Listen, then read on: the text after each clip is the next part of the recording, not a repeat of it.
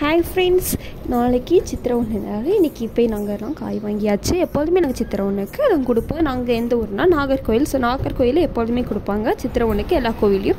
நாங்களும் இங்கே வேலூரில் இருந்தாலும் நாங்கள் எல்லா வருஷமும் கொடுத்துருவோம் எங்களால் முடிஞ்சது. எப்பொழுது நிறைய வாங்குவோம். இந்த தடவை காய்கறிலாம் கொஞ்சம் ரேட்டு கூடனால நாங்கள் நிறைய வாங்கலை. பட் 1000 அந்த ரேஞ்சில் நாங்கள் எப்போதுமே வாங்கிடுவோம். அதில் இருக்கக்கூடிய முருங்கைக்காய் எல்லாமே எங்கள் வீட்டில் தான் நாங்கள் பறித்தோம். ஸோ அந்த அவ்வளோ முருங்கைக்காய் இருந்துச்சு அப்படிங்கிறது எங்களுக்கு அப்போ தான் தெரியும். இந்த காய்கறிலாம் இன்றைக்கி ஈவினிங் போய் நாங்கள் கோவிலில் கொடுத்துருவோம். கோவிலில் நாங்கள் மட்டும் இல்லை, நிறைய பேர் நிறைய டெம்போவாக லாரியில் கொடுப்பாங்க.